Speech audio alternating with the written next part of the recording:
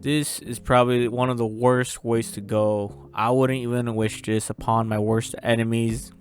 Not that I have any, but if I did, I would not want them to suffer these types of deaths. You know, you guys can see here, Cornelius has just been flung underneath the earth. Bro, this was brutal. I can't say I feel sorry for him, and honestly, a lot of people think he deserved it. In which case, I don't think he really deserved this. I don't think he really did anything wrong, but that's just my opinion. But anyways, in all honesty, too, though, in a way, strategically speaking, he did deserve this because he could have been way smarter about how to go about this tactfully. You know, instead of keeping all his wives in one area, let me rewind it back. Prior to all this, you know, Emilia found out that all the wives here contain some of or part of some of Cornelius' heart, in which case they wouldn't know who has it. So in the end, Emilia ended up freezing them all, you know, pretty much stopping their hearts, you know, and animation, you know, so but not really killing them. So she stopped all their hearts, but not really kill them, just froze them in time. Okay, so, but if Cornelius was actually smart, the only reason why I think he deserved dying or losing in this battle is if he was actually smart, he would have scattered all his wives throughout the entire city, and then they would literally be impossible to find them all in time before the destruction of the city. So in all seriousness, yeah, he's a cruel guy, you know. Treated all these women, you know, killed their entire families and kept them pretty much in a dungeon like state, not allowing them to show any emotions.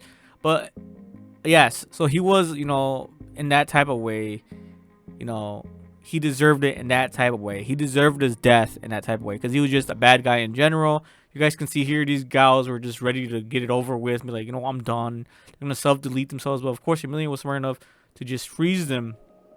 You know, freeze them all. You know, at the end, you know, they were all, you know, still alive, which was great. If you guys haven't seen this episode, yeah, huge spoilers. My bad. I should have said something.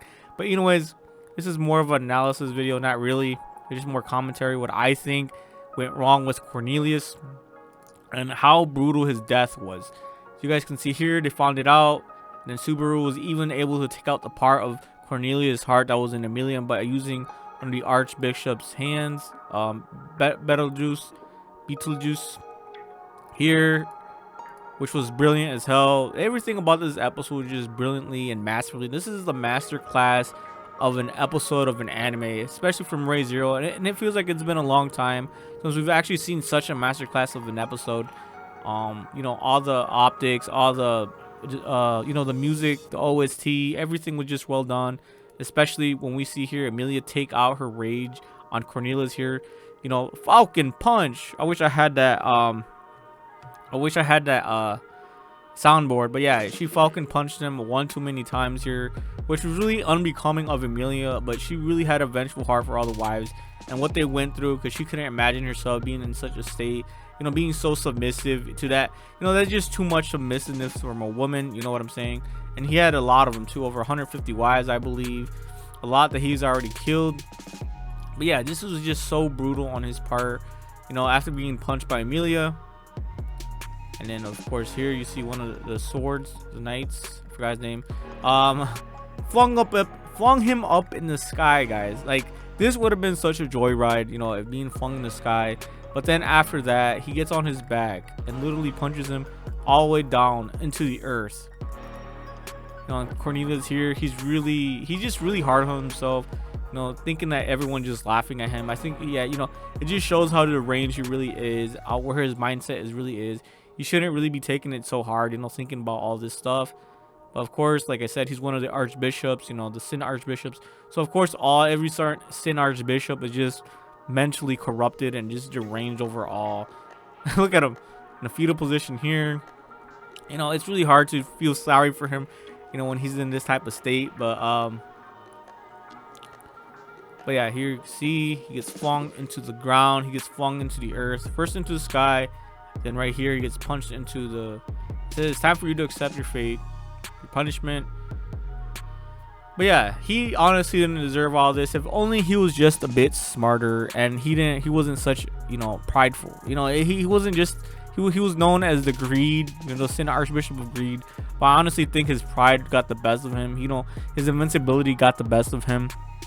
And just imagine if he scattered all his wives in every random direction of the city, he would have prevented his death. That's why I don't think he deserved this death. If only he was just a little bit smarter. But then again, he did deserve it in terms of morals.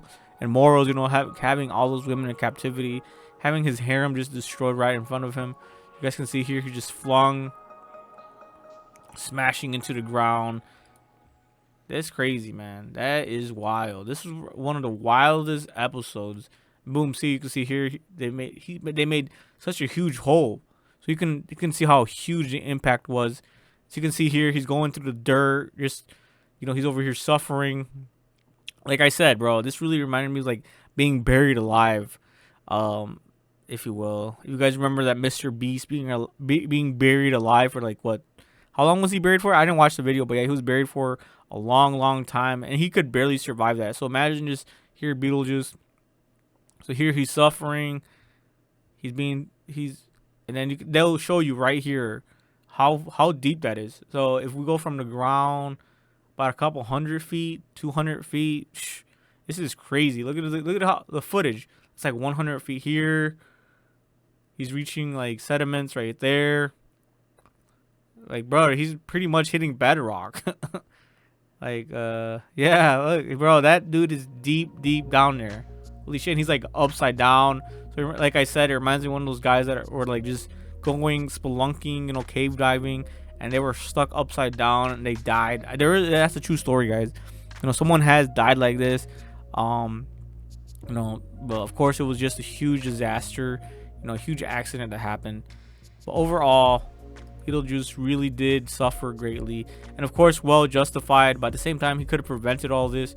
You can see here, he has his own heart now, guys. So the only way he can survive and be invincible is if he stops his heart on his own. And because he was like, the water was pouring in, he could only stop his heart for so long to keep him invincible. So eventually the water just pretty much drowned him out. He wasn't able to like keep his heart intact, and he eventually just died out. Yeah, just right there.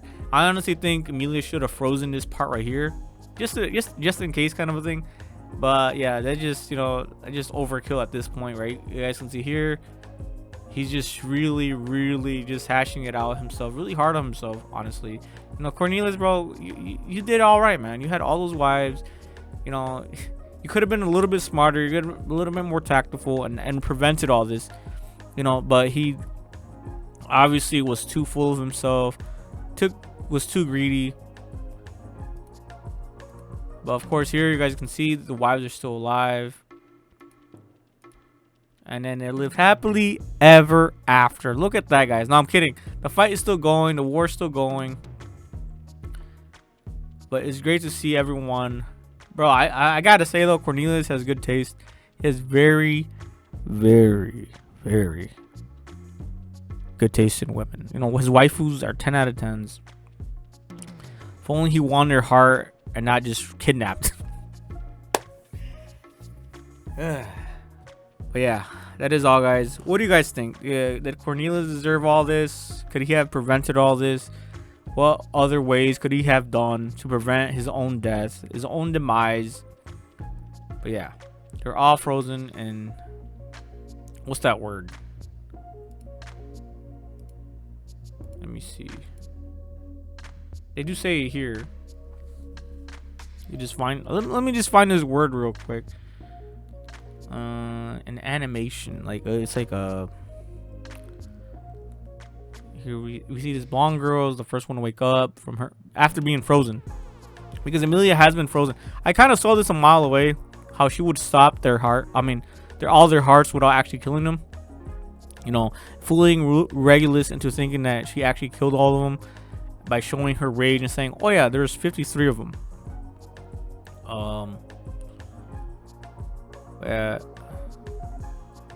But of course, I didn't think Emilia was that much of a brute. She wouldn't actually do it. And she herself, like I said, has frozen herself.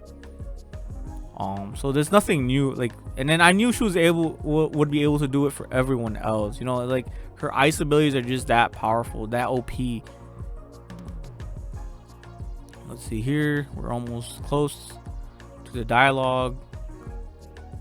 My Emilia Tan really is something. Yup. Emilia is freezing all his wives and putting them in suspended animation. That was the word, guys.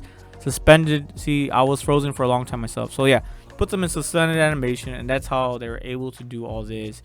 But yeah, crazy, amazing episode. 10 out of 10. This was a masterclass of an anime episode. That is all, guys.